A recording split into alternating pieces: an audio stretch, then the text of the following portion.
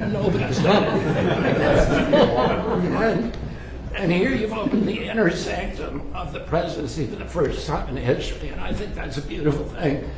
Because you also face, although you gave these guys a lot of compliments, the most hostile press corps that any president in United States history uniformly.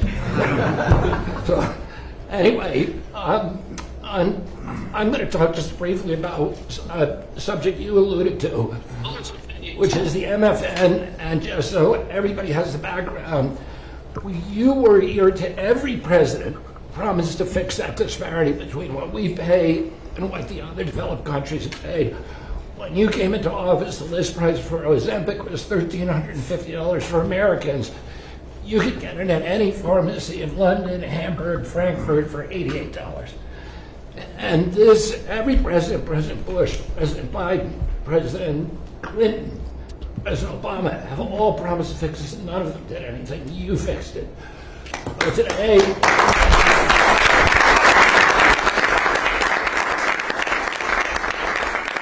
the time you leave office, assuming that's in 2028, 95% of the drugs that are available to Americans, they will be paying the lowest prices in the world. Trump RX, just in the short time that since we put it out, has saved Americans $700 million. We now have 800 drugs on there. We have deals with Amazon and with GoodRx. We're adding more and more drugs every day. And I'll just give you one example. Praluent is a very popular cholesterol drug. Its list price is $522. That's what everybody is paying. We now have it on Trump RX for $237. That means that the 300,000 Americans who take that drug will be saving $3,700 a year on pharmaceuticals every year. And you can apply that across the board. This is going to change. It's making pharmaceuticals affordable, the most affordable in this country of any country in the world. Well, thank you, Mr. President. How are you doing on the autism research? We will have an answer for you. We just got That's so important. Okay, we'll be talking about that. We'll be having something of interest. Such an important thing. There's a picture of your uncle right there on the wall. I know he's looking handsome guy, and that's quite a picture. Did you see it? Yeah. So maybe that gave you the idea to start out that way, but it's quite a picture. Any questions? Mr. President, Mr. President. Go ahead. We've seen these strikes between Iran and the United States over the past 10 days. How do you go about reviving the ceasefire and getting diplomacy back on track? Well, I think we just want to win. We just want to win. We're doing very well. We're trying to be nice as you can be in a situation like that. But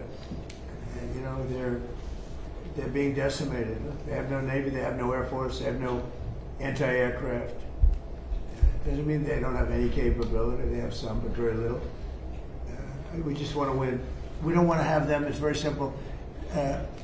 They cannot have a nuclear weapon. Iran will not have a nuclear weapon, and they can't have a nuclear weapon. If they did, the Middle East would have been wiped out by now. If I didn't stop the JCPOA, the Obama deal, if I didn't terminate that, they would have had a nuclear weapon. I believe Israel would no longer be with us, and big parts of the Middle East, and perhaps other countries in different continents, frankly, because these people are crazy. So they cannot have a nuclear weapon, and they won't. Mr. President, What Mr. do you President. expect over the next 4 weeks, 8 Well, weeks? we'll be hitting them. We'll be hitting them very hard. And at some point they're going to say, we just can't take it anymore. Mr. President, on the disarmament deal that you announced, do you have assurances from Israel that they are on board with this deal? And what comes first? Does Israel pull back and then Hamas disarms, or does Hamas need to disarm and then Israel leaves So Gaza? we do have an understanding with Israel. Israel is very happy about it. Israel helped us with it. And they've been very good. They've been very good about it. Most people said that would be a deal that would be undoable. Now, will it go through its ups and downs? It's a very complex situation over there. The people are very complex and difficult. Many cases wonderful, in many cases not so wonderful.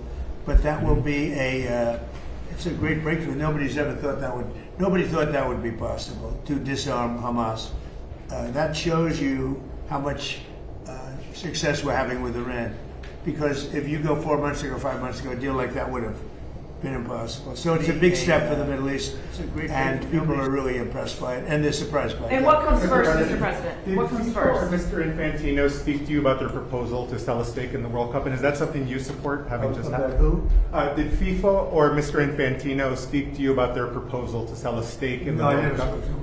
Mr. President, you said this morning on Truth Social that victims of government abuse should be paid back. Yeah. Even if it's not the anti-weaponization fund, would you still want the acting attorney general? Well, I'm to find a talking new way about to do the that? weaponization against large numbers of people in our country by the Biden administration and by Obama, but by the Biden administration in particular in this case. But large numbers of people, their lives have been ruined, they've been destroyed, their families have been, decimated. They've gone to prison for no reason whatsoever. There's never been a group of people, most likely, I can think of a couple that were treated pretty badly, groups, but there's essentially never been a group of people treated so badly as these people. And this fund was not for me. This fund was for those people that have been weaponized, that have been abused. Now, I was abused. They attacked my house, Mar-a-Lago, where I live, and I was, big damages should have been given to me. I don't want anything. I'm not talking about myself. I think that there's a group of people in this country, history will show, that were treated like nobody else has ever been treated. So badly, so horribly. Their families have been ruined. Many, many suicides. They've committed suicide. People that were very successful that wanted to go to a rally or an event and ended up spending the rest of their lives in horror. No, so you can say what you want about the fund, and they've agreed to not have a fund. But there are a lot of people that are very upset about it. A lot of Republican people, a lot of Democrat people are very upset about it. A lot of people were covered. I wasn't covered by that fund. I don't want to be covered by the fund. I probably was abused more than anybody in the history of our country. But I wasn't looking for that. But there were a lot of people. And I'll tell you something, Todd Blanche is a very, very good man. And he shouldn't be in the middle of this. He should get approved, because you will never get anybody like him. You're never going to get anybody. And to make him a pawn in this whole thing, this is being done by a senator. And I don't really blame him, to be honest with you. I endorsed his opponent. And as soon as I endorsed his opponent went through the roof, and he won the primary election in Texas for the Senate. And the man that lost, the man that I didn't endorse, has become very angry, and that's okay. I understand that. I probably would do the same thing. You want to know the truth? I think I'd do the same thing. Mr. President, on that though, do you agree, just to be clear, do you agree with the acting attorney general that the anti-weaponization fund is dead? And why not just put that in Well, writing? it is dead, but I wish it weren't, to be honest with you. I think people were horribly treated, horribly abused. This has nothing to do with Todd. This was me. Horribly abused, and I'd like to see them compensated for the pain. They lost their families. They committed suicide. Many people committed suicide. They went down for an innocent journey. And I'm not only talking there, I'm talking about not even having to do with that. The way they were treated. The Biden administration and the Obama administration weaponized government and destroyed lives. Do you But want you're to not putting it are right you away. willing to accept limits on the scope of the audit immunity deal in order to get Attorney General Blanche confirmed? Well, no, he should be approved forthwith. You're never going to get a person like that. Everybody agrees to it. Don't forget, Senator Cornyn thought he was phenomenal until he lost. When he lost, is that a correct statement? You come from Texas. He thought this was the most incredible person. And then when he lost because of me. I endorsed somebody else. And as soon as I endorsed the other person became a rocket ship upward. And he lost. And, I think I'd be the same. But would you accept limits on I that shouldn't say that, but I'd be upset also. And so I fully understand it. He shouldn't be that way. I shouldn't be that way. But he is that way. He's become a very angry person. And I understand. You have a couple of others that I've caused their defeat to. And, you'll probably hear from them too. Yeah. Mr. President, back on Iran, there's a report that you got a proposal from the military to go big and hit them hard over 10 or 14 days. Well, we're going big. Are you going to consider? We've already gone big. Look, what's big? They had 159 ships. That was their entire Navy, 159. Their entire Navy is laying at the bottom of the sea. I'd say that's going big. They had 200 airplanes, they're all gone, every one of them. They're not one airplane. They had anti-aircraft weaponry, very good, but it didn't work, and it's all gone. Their radar is all gone. Their leaders are all gone. Everything's all gone. But they'll fight onward. Mr. President, on Ukraine, you said the other day that you're not sure about whether to grant Ukraine the Patriot missile license that had been discussed. Do you want to see more from Zelensky before you take that action? Well, it's a big step. Look, we have the greatest weapons in the world. We have the greatest drones in the world. People don't know that. We have the greatest weaponry in the world. We have, in the case of President Zelensky, he'd like to have some Patriots. He'd like to have some Tomahawks, which are, lethal, one offensive, one defensive. But when you give somebody the right, very complex weapons, by the way. I mean, the Patriot, as an example, the other day you read that 5 missiles were shot. They were going 8,600 miles an hour. Think of it, 8,600. Now a car, if you go 60, it gets to be a little faster. If you go 100, 8,600 miles an hour, and they were big missiles. And they were shot at Jordan, and our guys were there. Bing, bing, bing, bing, bing. 5. Bing, bing, bing, bing, bing. Right? I don't want to be minded. 6. I had to be very careful. That would have been a great soundbite. Right? There were 5 missiles, and we shot all 5 down before they got close. Nobody else has that capacity. These weapons are incredible. We have to be very careful about letting somebody build them. It's very important now. We are building many plants now to make those, and the Tomahawk missile is the most incredible thing. It can go into a doorway. You can put it through a window of a house. Nobody's ever seen anything like it. You have to be very judicious, but you have to be very careful. Now, we have not agreed to that. We're talking about it, but it's a hard thing to give away that kind of technology. And I don't think this would ever happen, but those people that you give that technology, they can someday turn on you. That is possible. You look at war, it's happened a couple of times over the years, right? So we have to be very careful. I mean, we guard that. We have the greatest military in the world, but we have the greatest weapons in the world. Now we have to make them a little bit faster because we've given a lot away. President Biden, unfortunately, gave a lot away to Ukraine.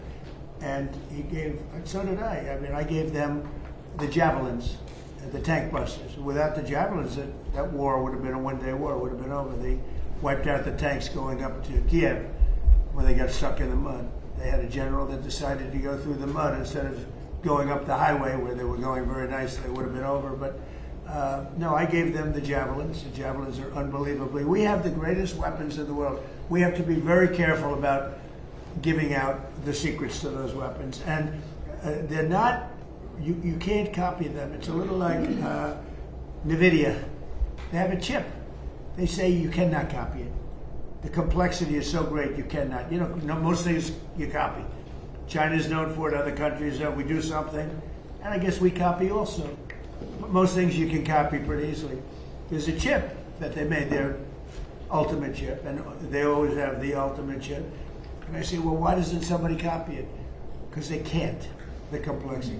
They can't copy our weapons. We have the greatest weapons in the world, many of them. Those are just 2 or 3 that I mentioned, but you cannot copy them, so we have to be very careful. Mr. President, As Hamas disarms as part of this plan, who do you see as taking possession of those weapons that they had? Does that go to the new government? Or It's going to be the Board of Peace, mostly. It's going to be run by the Board. This Board of Peace has been it's led by some amazing people. Board of Peace. Mr. President, you said they do have some capabilities left. Yeah. Should Americans be prepared for these back and forth attacks to continue until Iran simply isn't able of striking back? They'll get weaker. They'll get a little stronger maybe now, but they'll get weaker, and then they peter out. Yeah, sure, I think so. I mean, it'd be foolish to say no. You always have to keep your guard up. What is the status of talks? Who from the administration? Well, they is always talking want to Iran? talk, but they break their word so often. Steve is talking, Jared, we have very good people. JD's involved, very strongly involved. We have great people talking. Marco's involved. Because they say talks aren't happening. Very good people. We have the best people. But they'll make a deal. As an example, we'll talk about nuclear. And we'll be in there talking about nuclear for 7 hours. I say, why do you need 7? You can take 10 minutes. You have 5 minutes. You should solve it. But 7 hours. And then they'll go out and I'll say they discussed nuclear, and they'll go out and they'll say, we never discussed nuclear. And I say, why do they say that? All they do is make me angry. You know, they just make me angry. Any other questions? Do you or still the believe that you can reach a deal with Iran, given that you talked about I guess you can. I mean, look, I'm losing faith in them because they do lie and they do misrepresent. Well, the other day, the 5 missiles were shot. We knocked them down, but we were in the midst of a negotiation. I mean, I'm waiting for Steve to call me. How's the negotiation going? And instead, I got a call from Pete that they just shot 5 missiles at one of our bases in Jordan. And we have bases in Jordan. Fortunately, our people operated the equipment. It's also very complex to operate. You know, you talk about the equipment. It's you have to be, oftentimes you see, where did you go to school? MIT, Caltech. I mean, you know, they go to schools that are not as normal for the military, to be honest with you. We have unbelievably brilliant people operating that equipment. And when you don't, you know, the equipment, the shots miss, the safety misses, or the accuracy misses. We have unbelievable people. Think of it, we had 111 at one point, a couple of months ago. 111 over a short period of time, missiles were shot at the Abraham Lincoln aircraft carrier. Great, beautiful ship. One of the most beautiful ships to me, design-wise. 111 missiles going out. Out of the 111 missiles, 111 missiles were shot down quite a bit earlier than they got. I mean, long before they got there. They were shot down. It was almost, in a couple of cases, they were shot down almost as they were taking off. It's incredible technology. So you have a ship that costs billions of dollars, and you have missiles heading to it. 111 missiles were shot down, routinely shot down. And I spoke to the people. I like to reward people. I call them up. I'm the president. And they were cool as a cucumber. Mr. President, the last 2 weeks of strikes by CENTCOM has said that those were meant to degrade Iran's ability to disrupt the Strait of Hormuz. How many more strikes will it take to significantly? Well, you never know. Look, I mean, most people would have given up by now. You know, they've got no Navy, they got no Air Force. Most people would have given up. They haven't. So I give them credit for that. I mean, they're known as being tough. They're tough. Back on Ukraine, what did you tell President Zelensky about the Patriots? Did you explain all that to him? I did. I spoke about Patriots. I spoke to him about Tomahawks. Spoke to him about everything. I also spoke to him about, let's get this war over with. So last month they had 25,000 people. It's averaging about 25,000 people a month die. Mostly soldiers. Almost entirely. But, you know, missiles are hitting areas also. But mostly soldiers. They had 25,000 soldiers. The month before that it was 32,000 soldiers. I said, you got to get this war over with. I think he wants to make a deal, and I think Putin wants to make a deal. But there's a lot of dislike, as you probably noticed. He seems very reluctant to make concessions, President Putin. Well, nobody wants to make concessions, but they're both going to have to make some concessions. I mean, you got to make a deal. 25,000 young, beautiful people, soldiers, mostly soldiers, are dying a month. It's. I ended 8 wars. That was the war I thought would maybe go first. And it really hasn't. It's gone last. I mean, I ended wars that were, in theory, much more difficult to end. We had a couple that were into the 30-year category. Well, the Congo, look at the Congo and Rwanda. That was our nasty war. And they have peace. I don't know how long that one's going to stay. But we ended India, Pakistan. 11 planes were shot down. That was raging. That was good. I used tariffs. I said, if you're going to go to war, 250% tariff to each of them. And they screamed and yelled and were very angry. They were both angry about it. And a day later they called and they said, we will not go to war. But I ended up, and the Prime Minister of Pakistan said I saved 50 million lives. Because that's 2 nuclear powers, serious nuclear powers. Thank you very much, everybody. Thank you. Enjoy campaign. I don't. No, I think that Minnesota is behind it. You know who's behind it? Minnesota, because they're grossly incompetent. I think the governor's behind it. I don't think there was an Iranian cyber attack. I think that Minnesota ought to get its act together. It's one of the worst run states. JD will tell you. He found tremendous corruption in Minnesota. Yes, sir. And by the way, just gave me a report. Massive massive future things having to do with corruption in Minnesota are happening right now. Thank you. Have you talked to Senator Fetterman about leaving the Democratic Party? Thank you. Bye. All right, guys. That was it.